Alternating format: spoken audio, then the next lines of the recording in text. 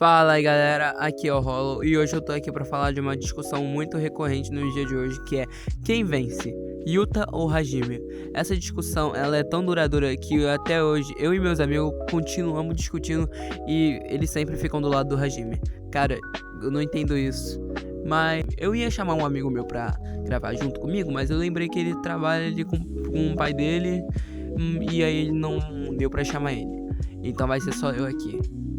E é isso, bora começar com os poderes dos dois. Vale constar que mesmo que eu seja a favor do Yuta, eu não vou ficar defendendo ele. Eu vou tentar ser o mais justo possível e falar o ponto forte e ponto fraco de cada um. E depois eu vou fazer o resumo da luta, de como seria e quem poderia vencer. Vamos começar pelo Hajime, que vai ser mais rápido. Bom, o Hajime, ele tem o poder da conversão da parte do corpo em eletricidade. Mas não é só esse poder que ele tem. Ele também tem a propriedade da energia amaldiçoada, que é bem quebrada. Acho que é a mais quebrada. Mas não é isso que a gente vai falar por agora. Deixa isso pro final do resumo dele.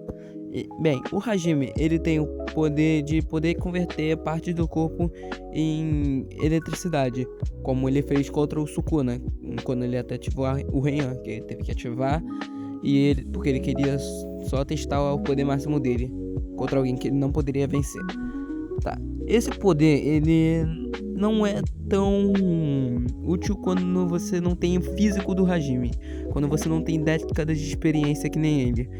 Você precisa de um físico bom e umas décadas de experiência muito grande. Mas mesmo assim, a técnica pode ser bem ruim. Com um personagem quebrado, uma técnica ruim é quebrada também. Pelo amor de Deus, vai se ferrar, esse moleque aí já nasceu quebrado. Mas ainda assim, Hajime é uma exceção para essa inata. Mas agora falando de sua propriedade de energia amaldiçoada, toda vez que ele soca ou alguém soca nele, a pessoa vai sentir choque, um choque muito, mas muito dolorido. Sabe quando você coloca o dedo numa tomada? Então, é basicamente isso que acontece. Mas não é tão apresentado assim no anime. Mas essa propriedade de energia amaldiçoada, ela é muito quebrada, ainda mais porque além dessas duas propriedades que eu falei, ele ainda pode transformar o chão em eletricidade. O que, tipo, basicamente, se você chegar perto do Hajime, você pode morrer. Tu pode morrer só de estar perto do Hajime. E isso já é muito quebrado, mas não tem mais o que falar do Hajime. É basicamente isso, conversão de eletricidade. Bem, na verdade tem o bastão dele, que serve pra deixar os raios que ele solta mais precisos. Agora vamos falar sobre o Yuta. O Yuta, ele tem a inata da cópia. Ela era bem quebrada no filme de Jujutsu Kaisen Zero, só que aí ela foi muito nerfada. Tipo, antes ele podia até voar, ele podia conjurar objeto, ele podia usar a energia reversa com mais facilidade sozinho. Ele podia copiar sem nenhuma restrição, mas agora ele precisa comer uma parte de alguém e depois aí precisa de certo tamanho ou importância do corpo. E se a pessoa se curar com essa parte, com energia reversa, a Rika vai perder esse poder e o Yuta não vai poder usar. Mas aí então, de forte é a Rika, não é o Yuta. Mas aí que tá, né? O Yuta criou a Rika. Porque ele que falou pra ela não morrer e colocou uma maldição nela. Fora que o clã do Yuta já era quebrado. Ainda mais que tinha uma linhagem do Gojo. E tipo, o Yuta tem uma capacidade de quase ilimitada de energia amaldiçoada. Ele só não consegue usar. Mas vamos ver isso no módulo. Não, peraí, o Yuta morreu. Aí é triste. Tá, bora continuar. O Yuta, ele tem certos poderes. Poder de cópia, que é basicamente você poder copiar qualquer um, só que agora tem restrição, que basicamente você precisa fazer a Rika comer a parte do corpo de alguém, mas precisa ter a importância ou tamanho pro corpo para poder usar determinadas vezes. E se a pessoa se curar essa parte do corpo com energia reversa, a Rika vai perder esse poder e o Yuta não vai poder usar. Fora que, se a Rika não armazenar todos os poderes que ela copiou, o Yuta ia ter um derrame de devido à sobrecarga de pensamentos e ia morrer ali mesmo. Mas isso não acontece, já que ela tem esse armazenamento. E fora que tem gente que fala que pra certa pessoa vencer o Yuta é só tirar o anel. Mas mano, você acha que vai ser tão fácil assim? É tão fácil assim? A Rika ama o Yuta. Ela ainda ficaria com o Yuta mesmo se não tivesse o anel. Nem precisaria. Então, basicamente é isso. Tem a energia, a propriedade da energia amaldiçoada dele, que basicamente você não consegue dar um soco tão forte nele, como se você estivesse socando uma água. E quando ele te soca é muito mais forte. Tipo, 2 vezes mais forte do que o que você tentou dar soco.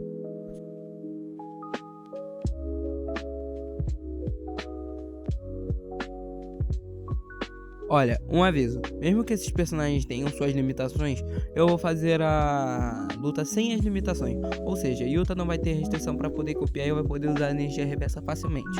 E Hajime não vai precisar sacrificar parte do corpo para poder transformar o corpo em eletricidade. Então, vamos começar. Bem, Hajime seria o primeiro a atacar, mas como Yuta tem suas propriedades de energia amaldiçoada, o Hajime não conseguiria arrancar parte do corpo dele, e assim o anel não poderia ser arrancado. Mas como ele ainda assim tá sem restrições, ele ainda assim tá quebrado e pode causar bastante ferimento no Yuta, porque esses ferimentos só se aplicam a corpo a corpo. Mas se for Hinata, não vai ser assim. Agora, o Yuta, ele tentaria de todas as formas usar a Rika para defender ou atacar o Hajime, já que ele é bem mais inteligente do que o Hajime. Ele só não é em QI de batalha, mas em QI normal o Yuta ganharia. Mas continuando, o Yuta tentaria fazer de tudo para poder que a Rika defendesse ele ou atacasse o Hajime. E aí a Rika começaria atacando o Hajime, mas o Hajime logo em seguida iria driblar a Rika e iria tentar atacar o Yuta novamente, para testar até onde vai a potência da propriedade dele. Mas aí o Yuta já estaria preparado e tentaria atacar com a previsão, que meio que Hajime não teria percebido, mas já estaria marcado com a previsão do Charles. E esqueci de avisar aí, essa restrição também do Yuta se aplica. Ele ainda vai ter as cópias armazenadas. E agora ele tem a previsão do Charles. Aí já previa onde é que o Hajime pararia e poderia facilmente segurar ele ou fazer qualquer outra coisa. A Rika poderia segurar ele, mas aí talvez Hajime poderia acabar arrancando o braço e escapando da Rika. Mas o Yuta também teria previsto isso, já que a previsão ainda está ativa, e tentaria usar a expansão de domínio um pouco antes que Hajime tentasse arrancar o braço de Rika. E assim Yuta conseguiria expandir o domínio. Aí Hajime ativaria o sexto tancado de Vime, ou o sexto de Vime, mas aí Yuta usaria o gelo fino da Uralme, que é que tá numa das espadas, e acabaria quebrando o sexto de Vime. E aí Hajime atacaria novamente, mas Rika continuaria defendendo Yuta e atacando ele. E Yuta tentaria pensar em algo para poder vencer o Hajime. Hajime, enquanto isso, só está procurando aberturas até o momento em que vai conseguir tentar matar o Yuta. Mas, enquanto isso, Yuta vai ter que ficar na defensiva. Mas aí Yuta consegue achar uma brecha e usa a previsão de novo e acaba depois usando a fala amaldiçoada do Inumaki em uma das espadas. E aí Hajime não conseguiria se mexer, mas em outra ocasião talvez isso não acontecesse. Mas aqui, nesse cenário, o Yuta ganharia usando a forma amaldiçoada. Então é isso. Temos um vencedor aqui, Yuta. Sim, eu tô sendo meio babaovo. Eu não consigo. Eu não tô sendo muito definitivo. Eu mesmo não tenho certeza do que eu estou falando. Eu preciso do meu amigo lá, porque ele vai saber falar melhor junto comigo. Mas por enquanto é isso, galera. Esse vídeo vai ficando por aqui. Se vocês gostaram desse tipo de vídeo ou querem que eu continue com outro tipo de vídeo, se inscreve, deixa o like.